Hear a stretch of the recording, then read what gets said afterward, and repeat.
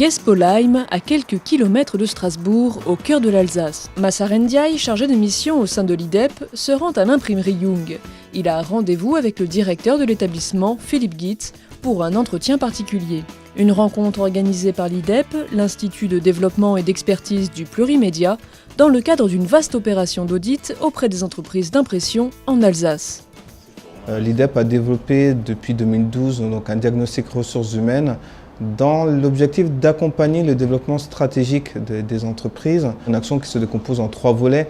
Un premier volet, stratégie et innovation, qui est assuré par le cabinet Le Mediator et l'IDI-CG de l'UNIC. Et donc du coup le deuxième volet, ressources humaines, qui est assuré par l'IDEP.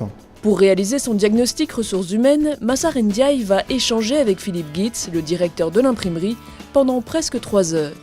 Ensemble, ils vont analyser la situation de l'entreprise, détecter les failles éventuelles et étudier les évolutions possibles. Pendant l'entretien, oui, il m'a posé des questions sur ma façon de diriger l'entreprise, mes rapports que j'ai avec mon personnel, s'il y a des discussions qui se mettent en place, voilà, un peu tout ce qui concerne l'organisation de l'entreprise. Nous, d'un point de vue ressources humaines, l'idée c'est d'avoir une bonne compréhension des pratiques au niveau de l'entreprise. Qu'est-ce qui existe, qu'est-ce qui se fait, des choses, on va dire, très simples. Est-ce que des réunions d'équipe se mettent en place? Est-ce que la communication entre les collègues est bonne? Quelle est la politique en termes de gestion, de développement des compétences? C'est ces points-là qu'on va essayer d'analyser et de comprendre au mieux. Les ressources humaines, c'est certainement le point le plus sensible de l'entreprise. L'être humain, on le connaît, c'est très complexe. Un jour on va venir, on a envie de travailler, on est souriant. Un autre jour, on a peut-être de problèmes familiaux qui ne doivent pas forcément se répercuter au niveau de l'entreprise. Il faut qu'il y ait une communication qui s'installe. Ce qu'on essaie de dire aux entreprises, c'est que la stratégie doit également se faire en fonction de vos hommes, de vos ressources, et que vous ne pouvez pas du coup dissocier les deux.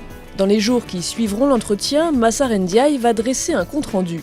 Il l'accompagnera de préconisations et de recommandations stratégiques. Merci pour tout et puis à très bientôt. Et bien entendu, le diagnostic est gratuit pour l'entreprise. Ça s'est très bien passé, je conseillerais ça à toutes les personnes qui veulent éventuellement avoir un œil extérieur sur l'entreprise. Ça peut être très intéressant. Le diagnostic ressources humaines est totalement individualisé et vraiment s'adapte à l'entreprise, s'adapte à sa problématique, à sa taille, à ses projections stratégiques. Donc le maître mot, je dirais, c'est on est là en soutien, en étant un outil d'aide à la décision. Si les diagnostics sont individuels, ils peuvent aboutir à une action collective, par exemple un rapprochement d'entreprises ou une mutualisation de moyens. Une occasion de renforcer l'ensemble de la filière au sein de la région. Aujourd'hui, les diagnostics stratégiques individuels sont financés effectivement par le Fonds de développement, qui est un fonds qui a été créé par la profession justement pour accompagner ce type de problématique territoriale et où à chaque fois que l'occasion se présente et que l'on peut, on viendra en soutien des entreprises.